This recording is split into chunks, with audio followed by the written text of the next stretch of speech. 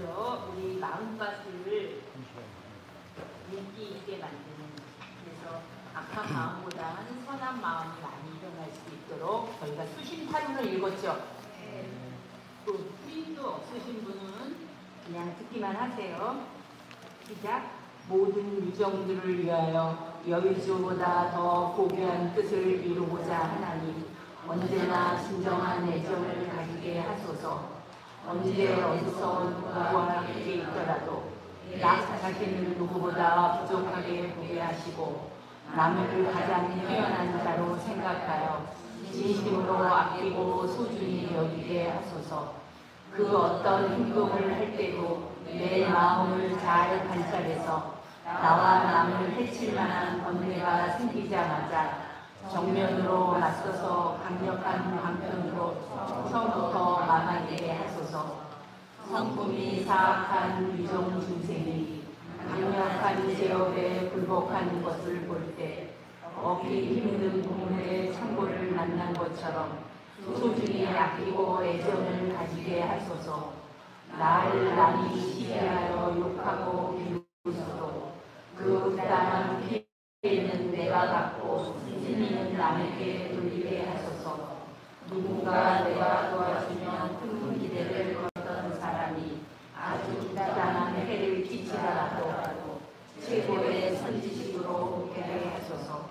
요약하면 직접 간접적으로 생긴 이 까알락은 어머니들에게 드려 어머니들의 모든 소녀와 고통은 아무도 모르게 내가 받게 하소서.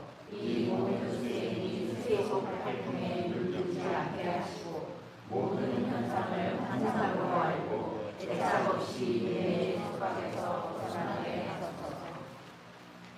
자, 우리가 부처님의 그 초기, 요즘 한국말로 초기 불교 혹은 상자부 불교라고 하는 그 그룹에서 11세기 문헌에서 이제 문헌을 이제 요즘 말로 바꾼 책의 번역본인데요. 자, 한번 우리 상식적으로 생각해 봅시다. 부처님이 기원전 600년 전 인도에서 태어나셔서 당신 말씀을 전했어요. 그런데 이것이 무수한 시간과, 즉 시간과 공간을 달리하면서 전해지는 가운데 변화가 있었을까요? 없었을까요? 있었죠. 그 변화라고 하는 건 다름이 아니라 엉뚱한 얘기를 하는 게 아니라 부처님이 쓰신 말씀, 쓰신 단어, 용어 이런 거를 문맥에 맞추어서 다시 보자라고 하는 운동이 일어난 게 대승불교예요. 대승불교가 일어나기 전에 인도 사회에서는 어떤 일이 있었냐면, 이걸 제가 말씀드리는 이유는 자랑이 아니라 여러분이 제가 하는 이런 설법 내용을 어디 가서 들을 수 있는 게 아니에요. 저는 다행히 출가 전에 공부를 이제 세속학문을 마치고 왔기 때문에 그때 스님으로서 경직된 사고가 아니라 왜 이런 일이 일어났지? 이게 뭐지? 이런 의문이 팽배했을 때 그때 나름대로 익혔고 다행히 그래도 그 조건이 좋은 선진국 가서 다른 그러니까 언어를 배우면서 공부할 수 있었던 장점이에요. 이 얘기를 왜 하냐면 제가 제가자 때 미얀마에서 수행을 했어요. 우리나라에 남방불교가 들어온 거는 너무나 우리 역사상 획기적인 일이에요. 1988년에 거해 스님이라는 분이 계셨어요. 이 분이 그때 미국 국적을 갖고 있었어요. 한국 분인데. 근데 이분이 여러 나라, 그러니까 태국, 버마, 그때는 우리 미얀마라고 불렀어요. 버마라고 불렀을 때 그때 거기서 수행하고 있어서 1988년도 최초로 비구니들한테 이런 불교가 있다고 설명을 한 거예요. 그래서 저는 1984년도에 이제 미얀마에 들어갔을 때 그때 어떤 비구니 스님이 오더니 하시는 말씀이 아니 건강경하고 화엄경하고 법화경이 부처님 말씀이 아니란 말이야? 이게 말이 돼? 이런 얘기를 했던 거예요. 그래서 왜 말이 안 될까 고민해보니까 이분이 알고 있는 지식의 백그라운드와 학문적으로나 역사적으로 다른 거를 이제 착각하실 수가 있어요. 이제 여기까지 얘기가 됐죠. 대승불교는 대승불교 문화권에서 일어난 획기적인 운동이에요. 새로운 운동이에요. 그럼 왜 새로운 운동이 일어났을까? 우리가 고민을 해보면 부처님이 돌아가시고 진짜 전 세계에 불교가 퍼진 것은 기원전 3세기 아쇼카 왕 때. 이분은 못된 정치인이었어요. 그러다가 회개를 하고 회개를 하면서 불교를 전 세계에 퍼뜨려요. 그래서 자기 딸하고 아들은 뭐 스리랑카, 뭐 왕이니까 자식이 많지 않았겠어요. 미얀마 이런 나라를 보내고 심지어 그리스까지도 보냈어요. 이분의 그 아쇼카 왕의 영향으로 이분이 세우신 탑과 비문으로 인해서 불교가 어떻게 전파됐는가는 객관적으로 알 수 있는데, 그러면서 불교가 이제 부처님이 돌아가시고 100년 후에 사람들이 가만히 생각해 보세요. 미국 문화가 우리나라 들어와서 바로 활기를 띠진 않았을 거예요. 어떤 문화가 들어와서 그 나라에 정착하려면 약간의 변형은 있다는 거예요. 그래서 부파 불교가 그러니까 파가 나눠지는 거예요. 부처님이 이 말 뜻이 아니야, 이 말이야 라고 부파 불교가 크게 18부파 불교라고 해요. 이게 퍼졌어요. 그런데 그 퍼지는 것 중에 제일 끝까지 인도에서 세력을 유지했던 건 따라해보세요. 설일체유보. 예, 이들은 엘리트였어요. 설일체유보가 있었는데 이 사람들은 아주 하이클래스였어요. 부정적인 면도 있고 긍정적인 면도 있지만 불교가 대승불교가 일어났다고 해서 그러니까 그런 부파불교, 부처님의 교리를 논리적으로 이성적으로 하는 그런 그룹만 있었던 게 아니라 동시대에 대승이랑 같이 나와요. 그래서 이제까지는 대승불교가 법화경을 따라서 부처님이 돌아가신 후 부처님을 모시기 위해서, 부처님을 기리기 위해서 많은 제자들이 탑을 세웠고 탑 주위에 모여들면서 불법을 전수했다. 그래서 대승불교가 일어났다. 이게 오래된 학설이었어요. 그랬다가 한 30-40년 전에 어떻게 재해석되냐면 이제 사람들이 문헌을 읽을 수 있는 눈들이 이제 대중화된 거예요. 대중화된 데는 영국의 식민지가 있어요. 우리 스리랑카의 불교가 많이 전파된 이유 중에는 스리랑카 와서 파이니어를 처음으로 식민지 정책을 위해서 해석한 사람들이 영국의 기독교인이었어요. 다 그런 식민지 문화의 잔재들로 도대체 이 나라 사람들은 뭐 때문에 이 불교를 믿는가, 이런 연구들을 하면서 나온 거예요. 그래서 대승불교 꺼내서 대승불교가 자라날 때는 그러면 그런 탑문화, 탑 주의를 돌기 위해서 만들었냐? 아니라는 거예요. 그래서 최근에 나온 문헌 연구를 통해서 보니까 설일체 유보 계통에서 하이 클래스가 나왔다는 거예요. 하이 클래스는 뭐냐면 우리가 그렇잖아요. 똑같은 음식을 먹어도, 똑같은 요리를 먹어도 맛과 소화와 기호가 다르죠. 그렇듯이 대승불교가 같이 수행을 했지만 이 사람들은 철저하게 대승불교에 두타행을 했다고 그래요. 두타행은 뭐냐면 여러 가지가 있어요. 자지 않는 거, 뭐 하루에 한 끼만 먹는 거, 이 등등등 고행주의예요. 고행을 많이 했던 그룹에서 이렇게 수행을 했더니 이러이러한 결과가 나왔다. 고로 기존의 방식으로 했지만 결과가 이렇게 나왔다라고 다시 문헌을 재정립하는 그룹이 생겨요. 그게 기원전 1세기예요. 근데 대승불교는 뭐에서 먼저 일어났냐면 공사상이에요. 이제 앞으로 이제 제가 수업할 거에 대해 이야기인데, 공사상을 주장했던 사람들이 이제 다시 불교를 보기 시작한 거예요. 그래서 부처님의 속뜻이 있다. 야, 밥 먹어! 이렇게 얘기했을 때 그 밥 먹어라는 말의 뜻이 뭘까? 그 속뜻이 뭘까? 이런 걸 밀의라고, 밀의. 부처님의 깊은 뜻이 있는 그런 것들을 이 사람들이 재해석해요. 재해석하는 기본 기조는 공사상이에요. 여러분, 우리 이 신중단에 왜 이 팔구라고 그러죠? 팔구? 왜 이분한테 우리가 반야신경을 읽어요? 왜 읽을까요? 네? 아시는 분 손 들고. 아, 불교에 신중단이 있어. 저거 사일이 아니야? 뭐 이렇게 보는 사람들이 많은데 왜 우리가 저분들에게 그 반야신경을 읽을까요? 저분 예? 공사상 맞아요. 공사상인데 저분들은 우리 육도 윤회한다고 그러죠. 인간 위에 있는 게 천이에요. 천의 세계가 육욕천 해보세요. 육욕천.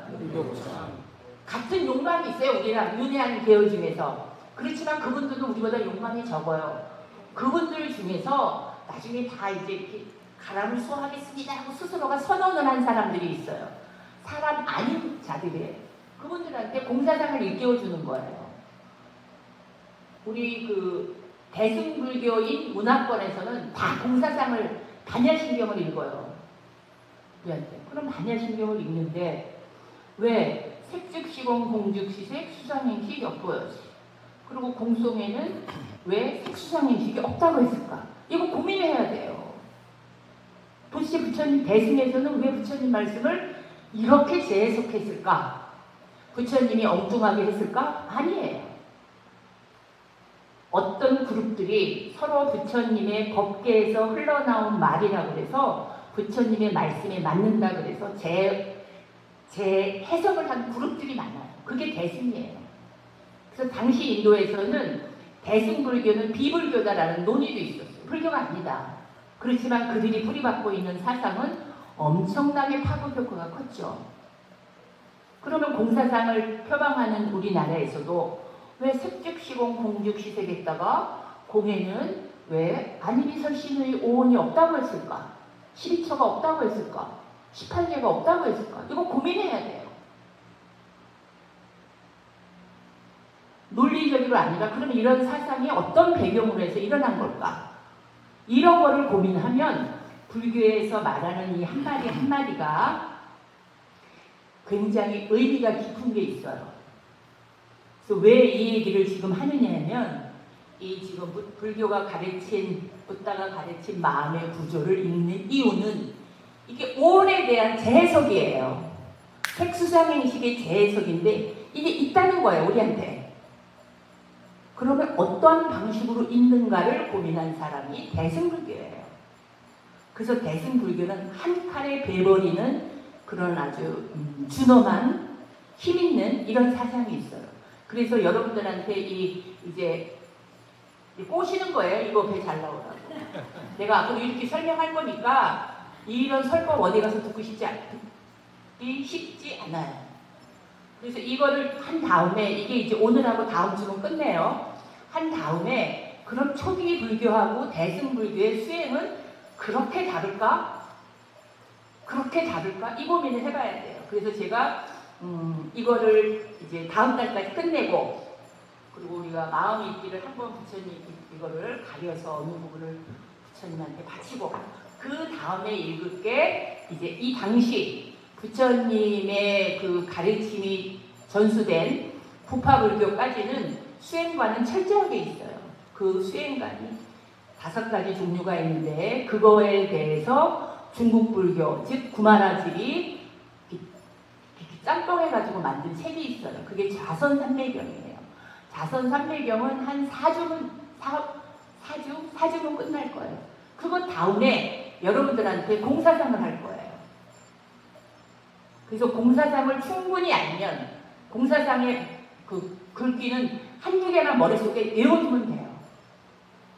외워두면 돼요. 그리고 외워둔 바탕에는 우리가 현실을 이해하는 눈을 가지면 돼요. 그래서 그거 한 다음에 또 기력이 된다면 제 전공인 유식을 한번 해보려고 그래요. 조금 어렵지만.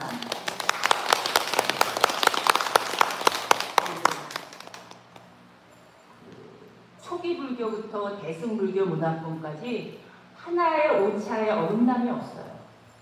이 궤를 뚫으면 훨씬 좋은데 우리나라는 어느 순간에 그 금강경을 읽잖아요. 우리가 선불교라고. 여러분 금강경은 6조 해낼 때 이렇게 된 거고 달마대사부터 다섯 번째인 도신스님까지는 뭘 읽었을 것 같아요? 자기네 우리 선불교회는 이게 최고야 하고 읽었던 책이 뭘 것 같아요? 능가경이에요. 능가경. 이거는 랑카 바하루트 실다라 그래가지고 랑카에 들어가서 설한 경전이에요. 그럼 도대체 랑카는 어디를 말하냐? 뭐 스리랑카라는 말도 있고 우리 스리랑카, 랑카가 섬이라는 의미예요. 그런 것도 있어요. 근데 정말 유식하고 70%가 같아요. 능가경은. 그러나 능가경을 보기에는 너무 대중이 어려워요. 기본 지식이 너무너무 많아요. 제가 이거 너무나 좋아서 번역해서 출판사에 넘겼어요. 그때 출판사에서 이거를 챕터별로 요약해서 책으로 하자는 거예요. 그래서 내가 그럴 기력이 어딨어요. 예전에 이거는 원전을 보는 게 좋아서 그래서 그냥 간뒀는데 능가경, 랑카가 이제 능가를 변한 거예요. 능가경이 유식이었어요. 유식계열이에요. 그러면 왜 이 유식계열에서 사람들이 공사상으로 바꿔치기 했을까? 왜? 공사상은 심플해요. 공과 공성 이것만 알면 돼요. 이 기존에 5월 12절 18절가 있다. 있는 건 있는데 어떤 방식으로 있는가에 대한 설명이 확 바뀌어져요. 그런데 대승에 확 바뀌어진 그 스토리가 우리의 삶을 훨씬 더 이해하기 쉽게 만들어요. 그래서 다시 한번 말하지만 요지는 이런 프로그램을 갈 테니까 젊은 불자들은 친구들 한 달에 한 번 데리고 와요. 알았죠? 네. 진짜 우리가 도대체 왜 우리가 금강경을 읽고 왜 우리가 법화경을 읽어야 되느냐에 대한 역사적인 맥락을 알아야 돼요. 그러면 처음부터 금강경이 나왔냐? 아니에요. 다행히 우리나라에 전 세계에서 세 번째인데 팔천성 반야경이라는 책이 나왔어요. 번역돼서요. 근데 팔천성 반야경을 읽으면 금강경이 그대로 눈에 띄어요. 더 가타부터 할 이유가 없어요. 이래서 아주 상냥한 책이에요. 또 다행인 건 불자가 아닌 사람이기 때문에 조금 불교 용어 몰라도 되는 사람들이에요. 그래서 이런 스토리로 공부를 하다 보면 우리가 어떤 현상이 일어날 수 있느냐? 세상을 보는 눈을 확립할 수 있어요. 세상을 보는 눈이 이제 불자에 가깝게 되고 와서 뭐 경만 읽고 하는 것도 중요하겠지만 도대체 무슨 얘기를 했을까 저 사람들은? 왜 이게 궁금했지? 이게 뭘까? 사실은 하이 클래스였어요. 불교를 믿던 사람들은. 왜냐? 이 빨리어는 지방 언어였어요. 우리가 보는 이 남방불교, 테라바다 불교는 빨리어로 되어 있어요. 근데 대승불교는 산스크리트어를 써요. 그럼 산스크리트어는 누가 쓰는 용어였냐? 브라만 계곡이 썼어요. 그렇기 때문에 조금 불교가 어쩌면 지나치게 대중하고 멀어진 점도 있다고 볼지 모르지만 그 무리의 사람들이 대승불교를 신봉하고 믿고 하는 거예요. 그 다음에 또 여러분 금강경이 완타에 한번 딱 쳐서 만들어진 경이 아니에요. 경전이라는 거 대승불교 경전은 A라는 게 만들어졌어요. A라고 금강경이라고. 그러면 이제 지방이 유포되면서 조금씩 달라져요. 근데 가장 힘센 놈이 누구냐? 끝까지 살아남은 놈이에요. 그래서 많은 대승경전들이 남아있는 거는 네팔, 그리고 인도 북부, 캐시미르 지나서 아프가니스탄은 철저한 불교였어요. 이렇게 바뀌었지만 아프가니스탄하고 파키스탄 접경지대에서 발견된 게 대다수예요. 그러다 보면 이 문장은 없네? 한문에 있는 문장이 없네? 산스크리트어에는 있는데 한문에 없는 게 있네? 이것들을 학자들이 이제 추적하기 시작한 거예요. 그래서 우리가 알고 있는 금강경은 현장 번역이 아니라 누구 걸 읽어요? 구마라지 걸 읽어요. 왜 구마라지 걸 읽었을까? 우리한테 쉽게 발음되기 쉬운. 구마라지는 중국 사람이 아니었어요. 현장은 중국 사람이었죠. 그런 등등의 이유로다가 우리가 마지막으로 본 경전들은 그런 데서 살아남은 경전이 많은 거예요. 그래서 우리한테 역으로 뭘 주냐면 경전의 내포된 의미를 스스로 찾게 만드는 것도 있어요.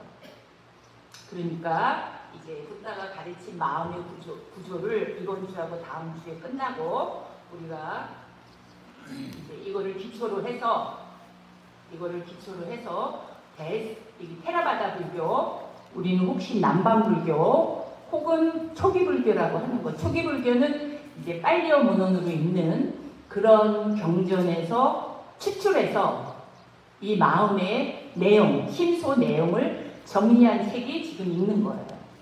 그럼 여기에 불교의 가장 기본은 뭐냐면 접촉이에요. 촉. 내가 눈이 있어서 눈이 있고 대상이 있고 또 대상을 아는 게 있어야 접촉이 되는 거예요. 그죠?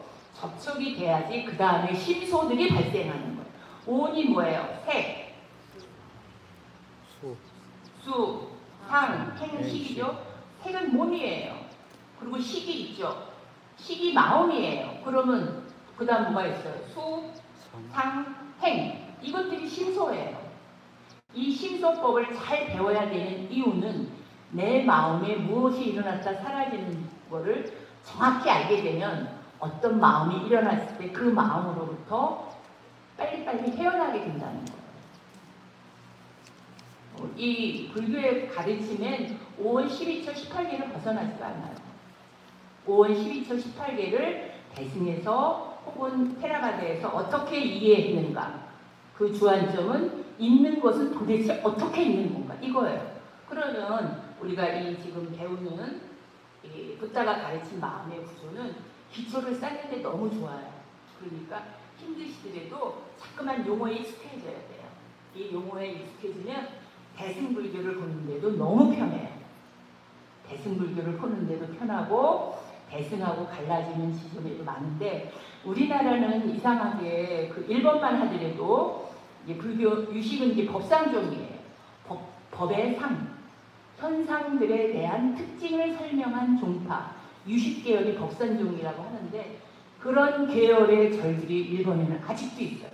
그래서 현재까지 그것이 전달된 이후인 현재까지도 매년 유식에 대한 설법을 하세요. 전공자들을 불러다가 스님들을 불러다가. 근데 우리한테는 어느 순간에 그 조선시대 혹은 뭐 그 후 그런 거로 인해서 이 절에 우린 그러잖아요. 만약에 예를 들어서 어느 종 가면은 이거 법상종이야, 이거 유식계열이야, 뭐 이런 것들이 옛날부터 남아 있었는데 오늘날에는 한국 불교는 다 선종으로 기울었잖아요, 그죠?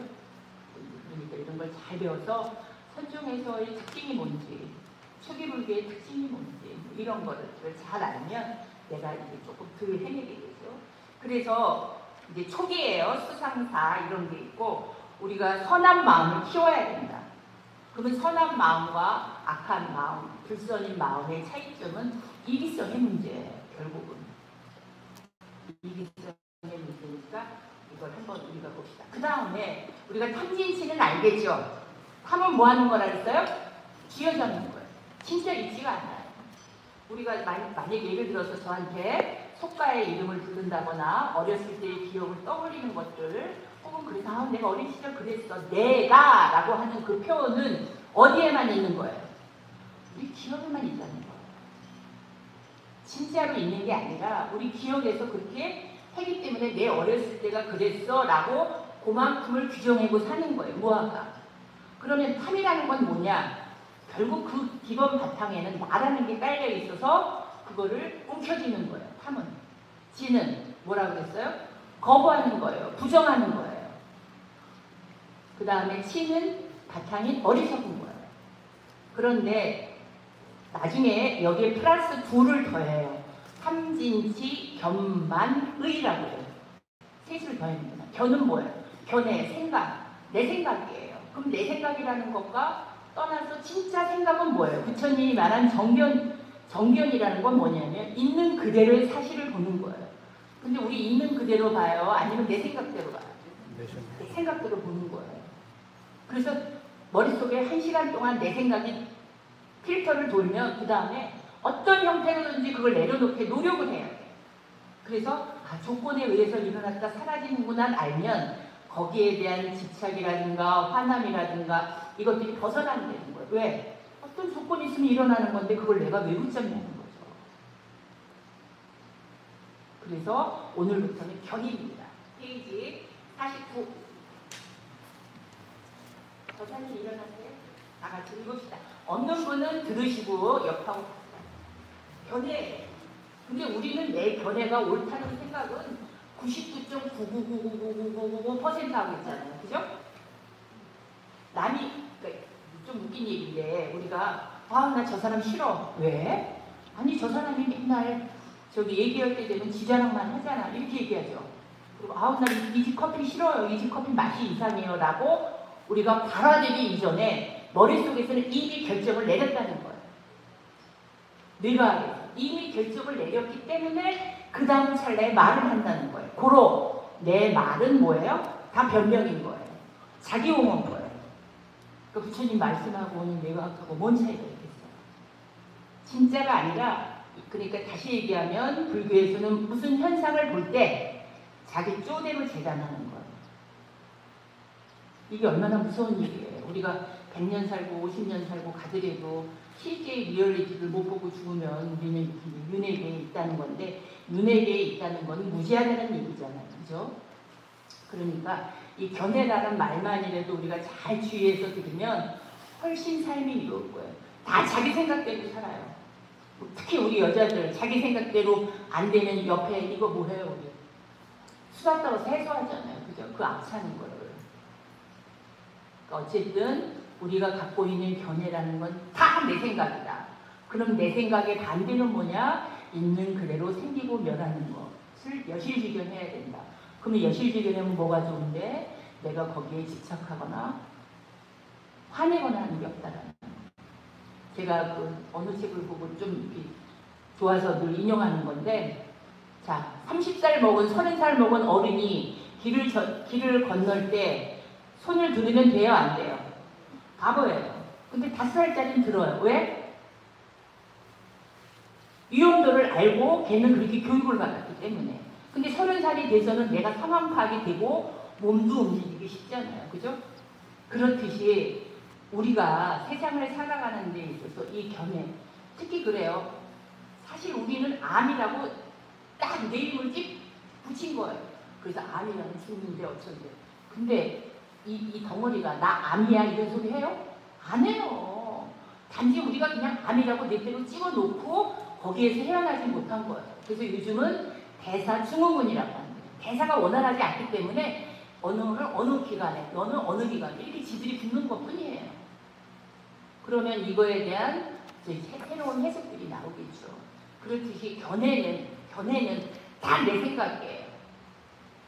그러니까 이거 견해를 시작. 고집하고 있는 상태, 자신의 견해가 옳다고 생각하는 것. 사람들은 각각 견해를 가지고 있다. 사물과 상황을 본다든지 듣는다든지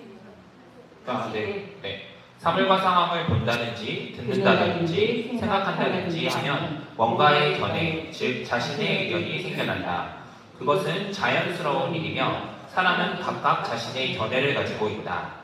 안이비설신으로 색성량미촉이라는 정보를 받아들이면 자연스럽게 자신의 의견이 나타난다. 그것을 견이라고 한다. 생명은 견을 만들어내지 않고 살아가는 것은 불가능한 것 같다. 차차 견이 생기고 사라지는 것은 어찌할 수 없는 것이다. 그러나 생명은 자신의 견해가 올바르다고 생각한다. 이것은 장미꽃이다. 장미꽃이라는 견해를 만든 사람에게 있어서 장미 이외의 견해는 틀린 것이다. 그래서 쉽게 내 견해를 정견이라고 생각해버리는 덫에 빠져버린다. 자신의 견해를 정견이라고 착각한 채로 타인에게 가르쳐서 타인도 사견에 빠지고 비판을 받으면 자신이 괴로움에 빠지는 것이다. 무수한 내 견해 속에서 구태여 사견이라고 말할 만한 견해도 있다. 그것들의 견해는 잘못되어 있을 뿐만이 아니라 그것을 인생의 철학으로 삼아버리면 불행의 늪에 빠진다. 불교에서 최대의 죄는 사견이라고 설한다. 사견이란 주관의 고집이고 객관적인 관찰에 의한 진리의 발견을 방해하기 때문이다. 사견에 빠지면 그 견해에 기초한 행동도 잘못투성이가 된다. 견해에 집착하면 할수록 머리는 굳어져서 유연함과 관용을 잃어버린다. 데이터에 기초한 견해라면 데이터가 갱신될 때마다 견해를 다시 고치고 개량해 나아갈 수 있다. 그러나 감정으로 자신의 견해를 덥석 물면 완고해지고 듣는 귀를 가지지 않게 된다. 마음을 닫아버린다. 사견에 의해서 불행해지는 것은 본인만이 아니다. 붓다 시대 자신의 견해를 버리지 못하고 진리를 듣는 것도 이해하는 것도 거부해서 깨달음의 지혜를 얻을 수 없었던 사상가들이 많이 있었다. 그들은 사견을 타인에게 가르치고 있었으므로 그 가르침을 받은 사람들에게도 행복회로의 길은 닫혀버린다. 사견에 사로잡혀 자신의 시야를 좁게 하지 않도록 하자. 그래서 우리가 제가 느낀 것 중에 하나가 남성분들은 진짜 심각하게 생각해야 돼요. 병원에서 간호사 의사들한테 소리 지르는 사람은 남자밖에 없어요. 한 70 가까운 아저씨죠. 아니 병원이 내 뜻대로 되겠어요. 앞에 사람 기르면 내가 기를 수도 있고 자기가 서류 읽은 거 잘못 읽었는데 갈증마다 마주치는 사람이 70 플러스 마이너스 10일 거예요. 아저씨들이에요. 야, 저 보사 대단하다. 어떻게 개망신 주는데도 저렇게 있을 수 있을까? 진짜 내 생각에 빠지지 말아야 돼요. 그리고 협박하는 거예요. 간호원한테. 너 나한테 그랬어? 나 네 이름 써서 저기 그 병원에 연락할래. 이러는 건 남자예요. 도대체 남자들이 왜 저럴까? 궁금하기 시작했어요. 왜 그럴까? 세상을 제멋대로 살아도 괜찮았던 거예요. 우리 여자들처럼 막 핍박받고 살았다면 지금은 아니죠. 시대가 달라져서. 그랬다면 와서 저렇게 소리 지르는 게 창피해서도 못하고 아무튼 소리 지르는 남자들이에요. 그것도 기냥이 아니에요. 옆에가 다 짱짱해요. 그럼 당신 욕하지 간호사 욕하겠어요? 이게 왜냐? 그 다음 거 이거구만. 제가 읽을게요. 우리들은 자신의 견해를 항상 올바르다고 생각하고 있어서 자신의 견해에 애착을 가지고 있다.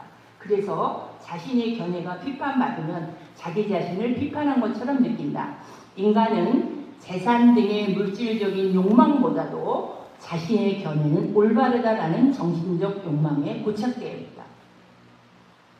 즉, 내 생각이 옳은 거예요. 그런데 너 간호사 왜 나한테 지금 이 얘기 안 해놓고 나 기다리라고 해? 이렇게 화를 내는 거예요. 그럼 이 사람이 누가 아파서 이 병원에 왔을까? 본인이 아파서 온 사람이에요. 만화님을 쫓아온 거고. 그래서 좀 우리가 그렇게 된 면도 측은한 면도 있지만 우리 자신이 어느 상황에서 화낼 수는 있지만 요즘은 정말 다 서비스 시대잖아요. 감정 노동자들 있잖아요. 근데 소리 지르는 건 남자다. 남성분들 한번 눈여겨보세요. 그 다음에 견해가 생기면 어떤 일이 생기냐면 나는 옳다예요. 견해가 생기면 옳다. 그 다음에 죄송한데요. 그러니까 제가 이거를 저는 잘 못해요 하는 것도 자만심이에요. 불교에서는. 인간이 평등하다 똑같다도 자만심이에요. 내가 너보다 낫다도 자만심이에요. 그럼 왜 그랬을까? 왜 그랬을까? 아주 가장 기초적인 이유는 나라는 생각이 들어갔기 때문에 다 자만이에요. 내가 잘났다. 나와 너는 동등하다. 나와 너는 다르다. 같다. 내가 못한다. 이런 말들은 다 자만이라는 거예요. 근데 진짜 무서운 자만은 죄송해요. 저는 이런 거 잘 못하는데 이거예요.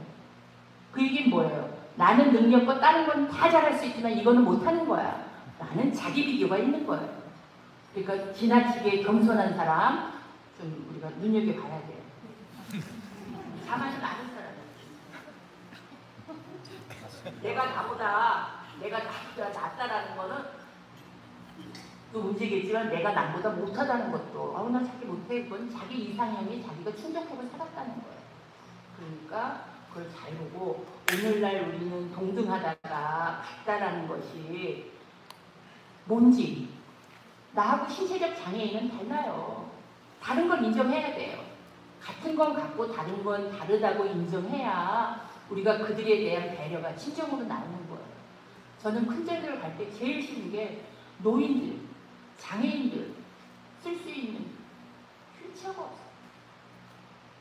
근래 간 중에 있었던 곳은 여주 실력사예요. 저 큰 절에 가서 할머니들 보면 옛날에 다 절에 다녔을 거 아니에요. 딸들이 엄마 이러고 이제 모시고 왔는데 휠체어가 없어요.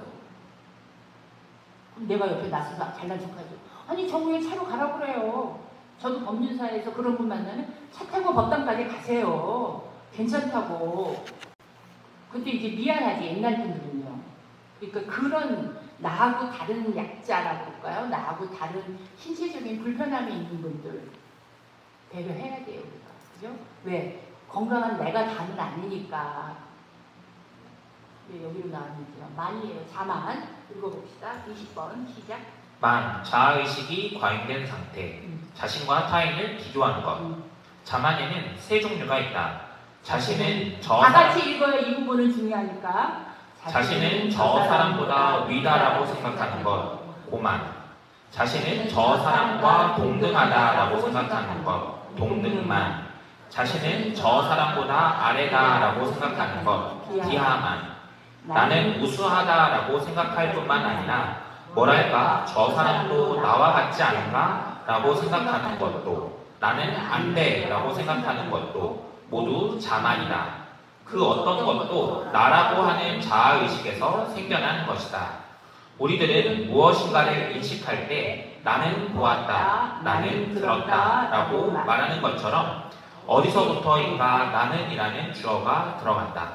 본다거나 듣는다거나 하는 주체로서의 나라고 하는 것이 있는 것처럼 착각해버린다. 나라는 자아의식을 생기게 하는 자체가 자만의 기원이다. 이 자만이 없어진 우리 상태는 어떤 상태냐면 아라한의 상태예요. 다 번뇌에 마지막에 남아있는 게 만이에요. 그다음 자아의식이 자만을 낳는다. 우리들은 자신이 있다. 자신 이외의 세계가 있다라는 환상을 가지고 있다. 붓다는 누구나 이 세계에서 가장 사랑하는 것은 자기 자신이다 라고 말하고 있다. 자신이 최고이고 자신의 존재를 지키고 싶은 마음이 만이다. 생명 있는 모든 것은 자신의 존재를 지키기 위해서 두 가지를 행한다. 아분을 증가시키는 것과 적을 공격하는 것이다. 그래서 아분을 고만, 동등만, 비하만의 세 가지로 나누어 아분과 사귀게 된다. 적에 대해서도 고만, 동등만, 비하만의 3으로 나누어 공격의 방법을 결정한다. 그 범위는 자신이 있다라는 자아의식이다. 자아의식이 있는 한 그 사람에게 안락은 없다. 마음은 전투 상태에 있다. 자신이 있다라고 하는 느낌이 착각임을 발견한 사람에게는 자신은 존재하지 않고 타인도 존재하지 않는다. 마음속에서 끊임없이 일어난 전투 상태가 영구적으로 평화가 된다. 그 다음에 그 진이에요. 진, 분노. 분노. 그리고 현대 분노가 현대식으로 얘기한 뭐냐면 내가 거부하는 거예요. 부정하는 거예요. 저 사람이 나한테 무슨 얘기를 했을 때 내 마음에 저거 왜 저러지? 뭐 저 사람이 뭔데 이래? 이런 마음을 먹었다는 건 내가 그 말을 부정했다는 소리예요. 부정했다는 건 수용하지 않은 거잖아요. 그러니까 저 사람이 무슨 얘기할 때 내 마음이 껄끄러우면 아 내가 부정하고 있구나 저걸 받아들이자. 저 사람이 보면 이럴 수도 있다. 뭐 이런 식으로 자꾸만 마음을 달래야 돼요. 우리가. 근데 타고나기는 또 화가 많이 갖고 태어난 사람도 있어요. 근데 뭐 이건 특수한 케이스고 우리가 그 분노에는 뭐가 있냐? 부정하는 거, 상황을 부정하는 거에 뭐가 있냐면 네 가지가 있대요. 진이죠. 기본적인 걸 거절하는 작용. 그 다음 질투. 어머 쟤는 뭐 생긴 것도 저런데 어떻게 저렇게 좋은 남자 만났어? 등등부터 어머 쟤는 헬줄도 아는데 어떻게 시집을 잘 가서 저런 거야? 쟤 운이 좋아? 뭐 이런 것들 다 질투예요. 질투는 어디서 오는 거예요? 그 사람을 인정하지 않는 거죠. 그죠? 그 다음에 인색한 거. 찌질하게 나는 잘 되는 거 못 보는 거. 이거예요. 그 다음에 후회. 이게 꿋꿋자. 아주 중요한 용어예요. 이 후회가 없어야 우리가 삼매에 빨리 들어가요. 삼매, 집중에 방해되는 요인 중에 이 꿋꿋자가 있어요. 과거에 대한 분노예요. 아, 그때는 어쩔 수 없었어. 그 나이 때 그런 실수 안 하고 살 수 있어. 그때는 그때고 지금은 나야. 이렇게 터말된다는 거예요.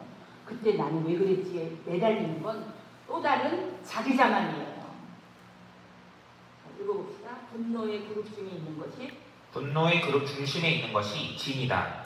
진이 있으므로 질투, 인색, 후회가 생긴다. 이것들은 인생을 불행하게 하는 부정적인 자, 에너지이다. 저를 보세요. 우리가 분노하는 마음이 있다는 게 진이죠. 여기에서 파생되는 게 뭐가 있어요? 질투, 인색, 후회. 다시 한번요. 질투, 인색, 후회. 다시 한번. 질투, 인색, 후회. 내가 그때 30살 때 이런 생각했으면 얼마나 좋아. 그때 가면 똥짓 할 수 있어요.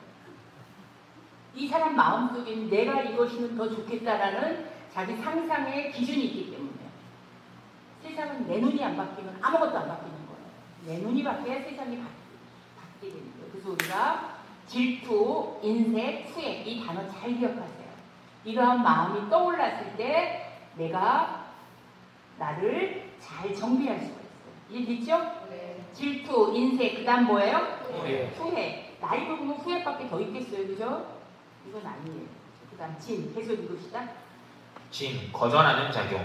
자신도 타인도 파괴하는 맹독. 분노가 분노를 부른다. 진은 분노, 화이다. 받아들이고 싶지 않은 정보가 마음에 들어오면 거절 반응이 일어난다. 그러나 그러한 정보로부터 신체를 지킬 수는 없다. 왜냐하면 우리들의 안입이 설신에는 색성량 위촉법이 항상 접촉되어 있기 때문이다. 촉이에요. 중요한 거예요. 네. 그 정보 안에는 받아들이고 싶지 않은 자신의 취향이 아닌 정보도 있다. 그것에 대해서 마음이 자연스럽게 거절 반응을 일으킨다. 그것을 분노라고 한다. 분노, 화는 새로운 분노를 만들어내는 기능을 한다. 불과 같다. 타는 것만 있으면 작은 불씨가 산불이 될 때까지 증폭할 수 있다. 분노는 아주 위험하다. 불씨 정도의 분노가 증폭하지 않으면 머지않아 사라진다. 타인에 대한 나타난 약한 분노의 불씨가 증폭시키면 살인조차 범할 수 있을 정도로 발전할 가능성이 있다. 예를 들면 타인이 했던 말이 마음에 들지 않는다고 하자. 거기에서 미세한 분노가 생긴다. 왜 그렇게 말하는 거야? 다른 표현이 있을 텐데 그따위로 말할 필요가 없는데 저 녀석은 성격이 나빠 등의 망상을 하면 분노의 불씨는 점점 커진다. 만일 자신의 망상에 누군가가 찬성해준다면 더욱더 자신의 분노가 확대된다. 그래서 그 사람은 타인에게 해를 주는 행위로 옮겨간다. 분노의 위험성은 타인에게 해를 주는 것뿐만이 아니라 분노는 불같은 것으로서 나타난 시점부터 자기 자신을 파괴하기 시작한다. 설령 약한 분노라 해도 맹독이라고 생각해야만 한다. 분노가 일어나기 쉬운 환경에서 살아가고 있다. 볼게요. 자신의 주위에서 일어나는 사건 대부분은 자신에게 마음이 들지 않기 때문에 생긴다. 희망대로 되는 경우보다 되지 않는 경우가 많은 것은 잘 알고 있으며 우리들은 화내기 쉬운 환경에서 살고 있다고 말할 수 있다. 항상 마음에 분노의 감정이 있기 때문에 타인을 쉽게 적대시한다. 그러므로 타인에 대해 공포를 느낀다거나 불안해진다거나 해서 대인관계를 할 수 없게 되어버린다. 화가 많으면 자신이 살아가기 어렵게 된다. 사물이나 상황을 어찌 되었든 마음에 들지 않는다. 싫다라고 하는 견해로 인식하는 버릇이 붙으면 분노의 족쇄에서 벗어나기 어렵다. 이 소리인데 예를 들어서 우리가 왜 여러분이 설법 시간에 참관해야 되고 이런 좋은 환경 속에 오는 것이 당신 삶에 유리한지 실험 결과를 하나 알려줄게요. 똑같은 그룹의 사람한테 좋은 적선하면 좋은 프로그램을 보여줬어요. 그리고 얼마 지나서 이 사람들한테 적선을 요청하는 사람들이 오면 적선한다는 거예요. 그 다음 나쁜 싸움 보여주고 막 이랬던 사람한테 이제 거기도 이제 뭐 있겠죠. 그랬던 사람한테 이제 나가게 해서 거기도 적선을 요구하는 단체가 왔어요. 그러면 어느 팀이 더 돈을 많이 낼까요? 그렇죠? 왜 그럴까요? 인식이 되죠. 무의식적에 받는 거예요. 근묵자학이라나 뭐 그런 것처럼 우리가 자꾸만 좋은 사람들 옆에 있어야 돼요. 60 먹은 아줌마들 계모임에 오면 얼굴에 다 나오잖아요. 이 사람이 평생 딴짓하고 살았는지 계모임에 나와서 수다 떨었는지 공부했는지 얼굴에 다 나와요. 고로 좋은 환경 속에서 내가 가도록 해요. 뭐 내가 튼튼해져서 어떤 상황이 와도 대치 오케이 할 수 있으면 돼요. 그러나 우리는 그렇게 환경적 요인이라 그렇게 못 돼요. 그리고 분노가 많은 사람 옆에 가면 안 돼요. 그죠? 그 사람 맨날 나한테 화내는 친구 옆에 있으면 부지불식간에 따라해요. 그런 경우를 참지 않고. 그죠? 그러니까 우리가 그런 우리 마음이 본래 화가 많거나 어떤 상황에 부정적인 게 생기면 이런 걸 필요해요. 그 다음 진해, 그 다음 게 뭐였어요? 질투, 후회, 인색. 그죠? 그 다음 질투 한번 읽어봅시다. 질투의 마음, 자신에게 없는 것을 가진 사람에 대한 분노. 질투는 타인의 행복을 인정하지 않는 마음. 우리들은 자신에게 없는 재능과 능력, 아름다움 등을 가진 사람을 질투하며 시기하는 마음을 가지는 경우가 있다. 질투는 타인의 행복에 대해 생겨나는 분노이다. 알기 쉽게 말하면 타인이 잘 되면 충격을 받는다라는 것이다. 질투란 타인의 행복과 즐거움, 성공 등을 인정하고 싶지 않고 받아들이고 싶지 않다라는 마음이다. 예를 들면 회사의 동료가 돌연히 승진을 하면 자신을 비참한 인간처럼 느껴버린다거나 혹은 자신의 동급생과 친구가 외국으로 파견되면 같은 학교를 나와서 동일 교육을 받았는데 라고 생각하는 경우이다. 저 사람은 좋구나, 멋지고 나에게는 아무것도 좋은 점이 없어 라고 여러 가지 측면에서 질투한다. 그리고 그것이 자신에게 몸에 배어버린다면 타인이 잘 나가면 나갈수록 자신의 마음은 어두워지고 아무것도 잘할 수 없게 되어버린다. 그래서 이 질투라는 신소는 대단히 위험한 것이다. 저 녀석이 성공하니 왠지 즐겁지 않아 라는 미세한 감정이 있어도 이것은 질투다라고 자각하는 것이 중요하다. 이 질투가 얼마나 심각한지 부처님이 사무량심이라는 얘기를 해요. 근데 대승불교까지 수행 방법이 남아있는 것, 물론 뭐 호흡법도 있지만 사무량심이에요. 심지어 사무량심은 부처님이 만든 법이 아니에요. 그 당대에 유행했던 수행법이에요. 그래서 부처님도 받아들였고 대승운동까지도 같이 오는 사무량심이에요. 네 가지 무한한 마음을 내는 것 중에 자비, 희가 있어요. 희, 무디다. 이거는 뭐냐면 타인이 정당한 방법으로 성공하면 기뻐하는 거예요. 이게 무디다라고 해서 자비, 희사의 희예요. 기뻐하는 거예요. 그냥 기뻐하는 게 아니라 아무거나 기뻐하는 게 아니라 정당한 방법으로 성공한 사람들을 기뻐하는 거예요. 근데 우리는 누가 뭐 잘 됐어, 어떻게 됐어, 그럴 때 우리 마음에 갖고 있는 끝자락에는 뭐가 있어요? 약간의 질투가 있어요. 그래서 심지어 우리가 질투하는 마음속에 남아있는 그 씨앗들은 내가 부족하다고 느껴서 생긴 것이에요. 그래서 우리 요즘 말로 뭐예요? 자아에 대한 마음이 큰 사람들, 자아의식이 있는 사람들, 건강한 사람들은 다른 거에 휘둘리지 않는다라고 하는 것도 같은 문맥이에요. 그래서 우리가 질투 아주 중요해요. 끝까지 자기 마음 보세요. 지가 잘난 게 지 아버지 때문이지 뭐 운이 좋아서 그랬지 이거 약간 깎아내리거든요 우리 마음은. 그때 질투라고 알아차리는 게 중요해요. 그게 질투인지 모르는 것보다 그거의 반대가 무디다. 제가 읽을게요. 빨리어로 이싸의 반대어는 기쁨이다. 라이벌이든 누구든 간에 타인의 성공과 행복을 본다면 잘 되지 않았나 라고 자신이 기뻐하면 좋다. 내가 성공할 수 없었기 때문에 달리 어떻게 할 것이 없다. 그 사람이 행복하면 좋아. 이처럼 상대의 성공과 행복을 마음으로부터 기뻐하면 질투의 심소는 사라져버린다. 그래서 자신의 인생도 행복해진다. 저 같은 경우는 저 사람 아유 꼴보기 싫어. 지금 모자랐다고 저래. 이런 마음이 들 때 얼른 생각하는 것이 그 사람이 장점을 보도록 해요. 내 집에 그렇게 훈련이 됐어요. 그랬더니 그 마음은 되게 안 생기고 설사 생길 때도 내가 아직도 약하니까 이렇구나 이런 마음이 생기는 거 같아요. 그 다음 인색한 거. 이거 찌릿이 인생이에요. 한번 읽어주세요. 네, 인색한 마음. 기쁨을 공유하는 것은 싫다는 분노. 인색함은 자신의 행복을 아까워함. 인색이란 극히 아까워함이다. 앞에서의 질투는 자신에게 없는 것을 가진 다른 사람에 대한 분노이지만 인색은 자신이 가진 것을 타인에게 나눠주는 것은 싫다라는 분노이다. 간단하게 말하면 인색함이다. 인색함은 좀 더 원한다라는 욕심과는 다르다. 어린이가 내 책 읽지 마, 내 침대에 손을 대지 마 라고 형제간 싸움을 하는 것과 같다. 책을 많이 가지고 있다면 모두에게 빌려주면 기쁘다. 멋진 침대꼴을 자랑한다면 모두에게 보여주면 좋다. 자신의 행복은 모두에게 나누어 주어도 줄지 않는다. 자신의 행복을 타인과 나누면 행복은 더욱 확대되어 안정적이 되는데 그것을 모르는 사람들이 많다. 그래서 인색함의 성격이 나타난다.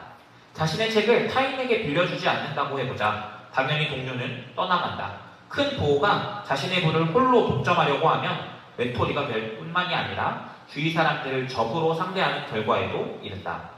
자신의 부를 지키는데 필사적이어서 부를 즐거워할 수도 없게 된다. 극히 아끼는 사람은 큰 부자가 되어도 빈곤한 생활을 하는 처지에 놓인다. 제가 약사경을 다시 번역하면서 보니까 이거는 그 시대도 있었더라고요.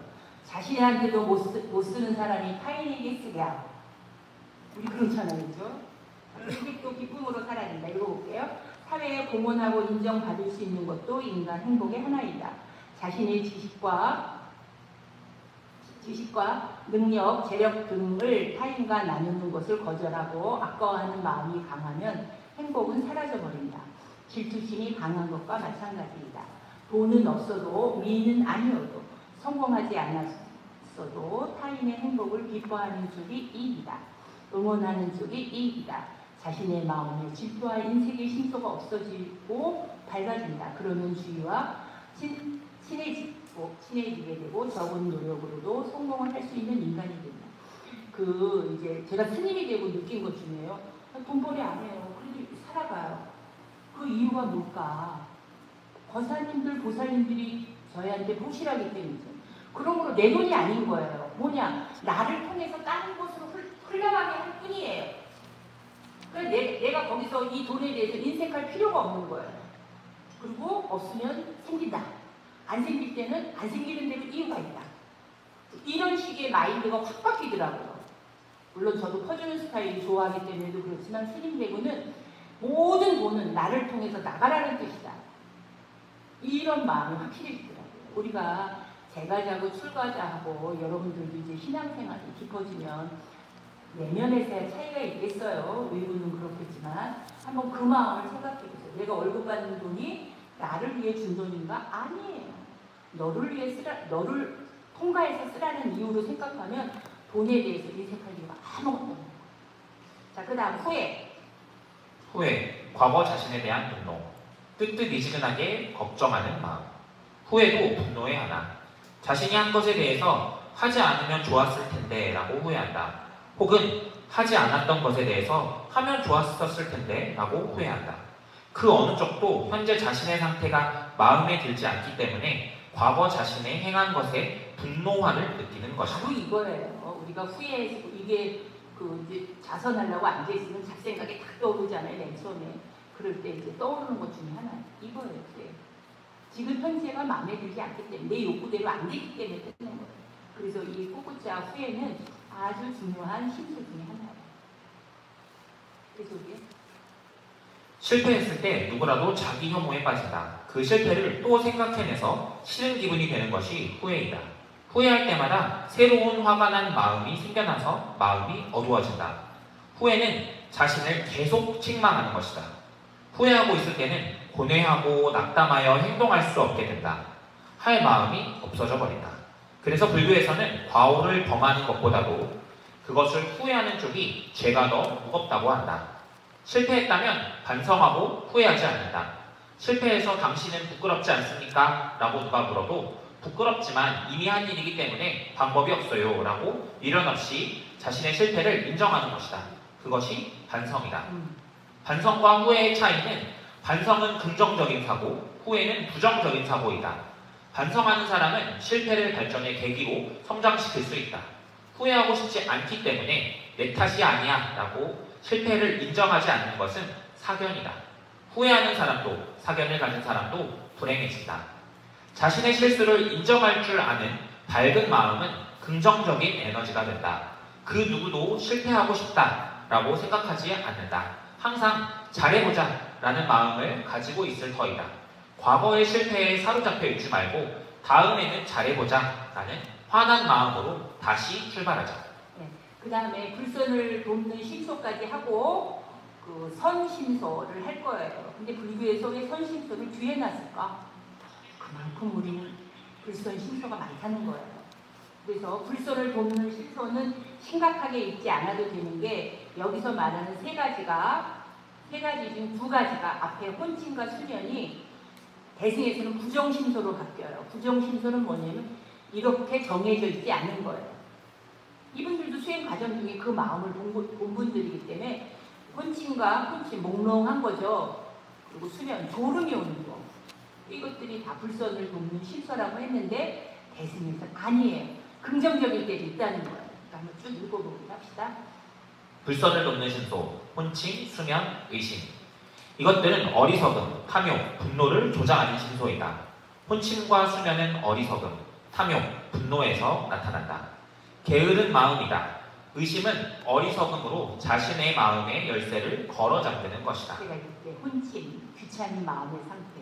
지금 같으면 우울증 이런 거하고 비슷하겠죠. 마음이 움츠러들어 할 마음이 없어진다. 마음이 귀찮은 상태가 되면 신체도 움직이지 않게 된다. 혼침은 할 마음이 시들어져서 마음의 에너지가 없어진 상태입니다. 해야만 할 것이 있어도 하고 싶지 않아. 내일 할까봐 라고 뒤로 미루고 싶어하는 마음을 혼침이라고 합니다. 혼침은 마음의 작용이다. 신체가 피곤한 것은 혼침이라고 말하지 않는다. 일에 몰두해 있을 때는 신체가 피곤해도 마음은 피곤하지 않는다. 이런 일은 귀찮아. 해도 얼마 되지 않아. 무엇을 위해 해야 한다는 말인가 라는 감정이 생기는 순간 마음은 게을러져서 할 마음을 잃어버린다. 할 마음이 잃어버린 것은 모두에게 있는 경험이다. 내버려 두면 확대되는 것이 불선심소의 성격이다. 우울이라는 병이 있는 것은 모두 알고 있다. 우울병에 걸리지 않아도 사람은 우울의 경력이 있다. 할 마음을 잃어버릴 때마다 뭔가를 해서 그것을 극복해야만 한다. 작은 불선의 감정으로 극복할 수 있다. 그래서 그 사람에게 밝게 살아갈 능력이 모내르게 하는 거예요. 이게 일종의 이제 게을러진 거죠. 이것도 하고 싶고 저것도 하기 싫어. 그리고 일을 미루는 거. 그거의 기본은 어떤 마음인 것 같아요? 화래요. 화. 불안. 그래서 치료할 때 이렇게 게으른 게 내 성격이 그래요. 그게 아니라 그 불안한 마음이 많이 들 때 사람들은 일을 딜레이 시키고 있죠? 이게 이제 그런 거예요. 그 다음 수면 읽으세요. 수면, 마음이 둔해져 있는 상태, 졸려서 아무것도 생각해보고 싶지 않다. 마음의 수면은 내버려 두어서는 안 된다. 잠을 자면 마음의 작동이 둔해져서 무엇이든 귀찮아진다. 아무것도 생각하고 싶지 않다. 활동하고 싶지 않다. 라고 하는 것은 수면의 심소이다. 앞에 혼침과 수면은 보통 짝이 되어 나타나기 때문에 혼침, 수면이라고 불린다. 어느 것도 할 마음이 없어진 게으른 마음이다. 밤에 푹 자서 신체를 쉬는 수면과 낮에 마음에 잠입한 졸음은 다른 것이다. 마음이 자고 싶은 것은 감각기관에서 들어오는 정보에 휘둘리지 않고서 쉬고자 하기 때문이다. 혼침 수면을 약한 상태로 알아챈다면 차를 마신다든지 밖을 걷는다든지 차가운 물로 얼굴을 씻는다든지 해서 간단하게 끊을 수 있다. 간단하게 말하면 수면은 졸음이다. 졸음이 엄습해오면 거기에 자지 말고 졸음이 상식인가 비상식인가 라고 물어보는 것이다. 예를 들면 밤에 졸음이 오는 것은 당연하다. 일하는 도중에 졸음이 온다면 부자연스럽고 비상식적인 것이다. 이것은 마음의 졸음이므로 곧 없애도록 공리하지 않으면 안 된다. 그다음에 의심은 뭔가 이제 무책임한 거라고 했는데 혹시 여러분 그 한나 아렌트라는 유대인 정치, 여성 정치 철학가가 있었어요. 이 사람이 내놓은 책이 악의 평범성이에요. 그게 뭐냐면 유대인들을 독일인이 많이 학살했잖아요. 그때 하이리만이라는 그 기계를 작동한 사람을 나중에 이스라엘로 불렀어요. 세계적으로 그 사람의 죄를 따져 물어요. 근데 이 사람은 끝까지 하는 말이 뭐냐면 나는 공무원, 요즘 말로는 공무원 매뉴얼로 했을 뿐이다. 아무 잘못이 없다. 라고 얘기하는 거예요. 그때 여기에 참가했던 한나 아렌트라는 여성 철학자가 내놓은 명이 악의 평범성입니다. 그럼 악은 뭘까? 생각하지 않는 죄.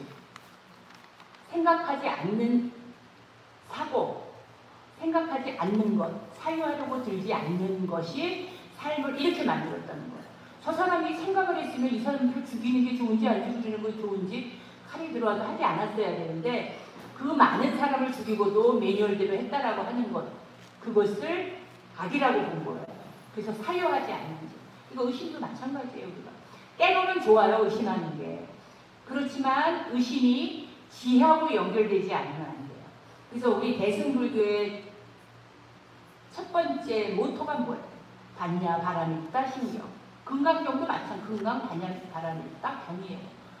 반야 바람이 있다는 무슨 뜻이에요? 지혜예요. 그래서 이번에 좀 죄송한 얘기인데 이번에 열심히 기도했더니 뭐가 꿈에 뭐가 나타났어. 그래서 마음의 위로를 얻는 게 좋겠죠. 그렇지만 거기에서 지혜가 생겨야 돼요. 아, 내가 이렇게 기도를 했더니 내 마음도 편안해졌고 내가 세상 보는 눈이 더 너그러워졌다. 이런 지혜가 생기면 그 기도는 좋았던 거예요. 맹목적으로 얻을 거는 절에만 와서 얻겠어요? 그건 아니죠. 그래서 절에 와서 얻은 기도가 효용이 있으려면 거기에 지혜가 있어야 돼요. 그 지혜라는 건 뭐예요? 불교는 죽었다 깨나도 모든 것은 조건에 의해서 일어났다 바뀐다. 내가 불선의 마음이 없어졌으니까 세상 보는 눈도 달라졌다는 거예요. 그래서 의심이 되려면, 의심이 이제 좋은 방향으로 흐르려면 우리는 끊임없이 그거하고 지혜가 있어야 돼요. 그렇죠? 믿음하고 관련된 읽으세요. 의, 불신감으로 굳어있는 상태. 항상 엉거주춤하여 무책임. 의심은 마음의 진보를 멈추게 한다. 의심이란 진리를 알려고 하지 않고 불신감으로 굳어진 상태이다. 사물과 상황을 간단하게 믿지 않고 누군가가 말했기 때문에 그냥 삼키지 않고 의문을 가지는 것은 진리를 이해하기 위해 필요한 능력이다. 이것은 불선심소의 의심이 아니다. 의문을 가지면 스스로 철저하게 조사하여 확인하기 때문이다. 한편 의심의 심소는 어리석음에서 나타난다. 진리를 이해하는 능력이 없기 때문에 이런 것이 무슨 도움이 되냐고 이야기조차도 듣고 싶지 않아 라고 자신의 마음을 닫아버린다. 그러면 항상 우유부단하여 사물과 상황을 확실히 인식하는 것도 판단하는 것도 되는 대로 해버린다. 의심은 사람의 성격으로 볼 수 있다. 사물과 상황의 진리를 스스로 확인하는 노력은 전혀 하지 않고 어느 것이나 의심한다. 자신 특유의 사고도 가지고 있지 않다. 세상에서 말해주는 것에 대해서도 믿을 수 없어, 잘 몰라 라는 반응만을 할 뿐 자기 자신이 노력해서 뭔가의 결론에 도달하지 않는다. 요컨대 사람은 진리에 도달할 때까지 이성적인 의심을 품고 진리를 확인하는 노력을 계속해야만 한다. 네, 그래서 이 불신은 의심이라고 하는 것은 불신에서 오는 거예요. 그래서 불신, 믿음은 좋은데 불교적 진리가 없다. 이것도 균형을 잃은 거예요. 그래서 부처님은 끝까지 불신, 믿음하고 종교, 해를 늘 같이 싸매고 봐요. 믿음이 생기면 그만큼 지혜가 생긴대. 믿음은 없는데 지혜가 있다. 이거는 건조한 지혜라고 해요. 즉 생명력이 없는 지혜라고 해요. 그 다음 이 믿음만 많은 사람 지혜를 얻는 거. 이건 맹목이라고 해요. 우리 시대가 어디까지는 그런 거를 의문 없이 인정한 사회였지만 이제는 사회가 그렇지 않잖아요. 그러니까 우리가 그 의심, 불신 이런 걸 내면에는 끊임없이 회의를 할 거는 있어요. 그게 장점인 경우는 있어요.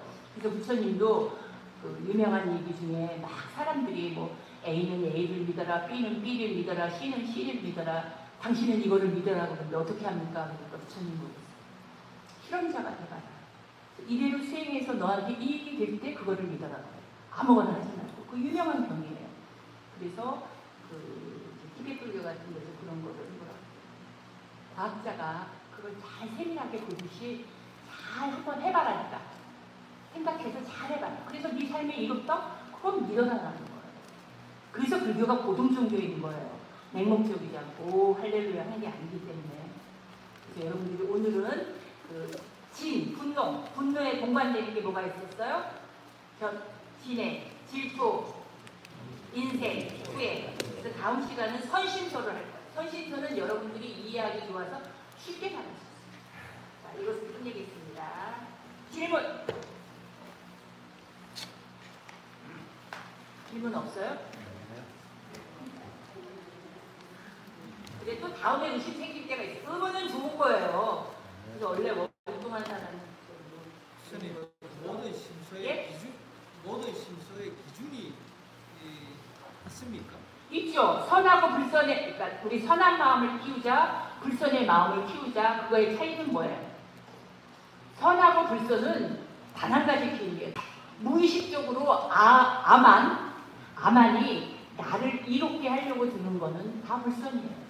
그래서 타인을 위하는 거예요. 그래서 어머니들 아까 우리 읽었죠? 어머니들처럼 대하라. 그게 모든 유인하는 동안 저 개, 풀은 참 윤회되지 않아요. 식물은 자기 이동 능력이 없기 때문에 살아서 움직이는 모든 것이 나의 한때 어머니였다. 그래서 어머니 대하듯이 하라라고 하는 거거든요. 그 얘기는 뭐예요? 나를 벗겨내는 거죠. 그래서 아만이 들어가 있는 마음들은 다 불선인 거예요. 그래서 부처님이 하신 유명한 말씀이라고 볼까요? 자신을 위하는 건 불선이에요. 타인을 위하는 게 선이에요. 근데 이게 좀 적당해야지 되는 거니까, 그죠? 그 기준은 그거예요. 네, 그러면 오늘 저희 법문해주신 정윤 스님께 큰 박수 하면서 네, 오늘 법회는 여기서 뒤에 의식을 마무리하고요. 저희가 12시에 원래 대웅전 앞에서 키오스크 디지털 불전환 개설식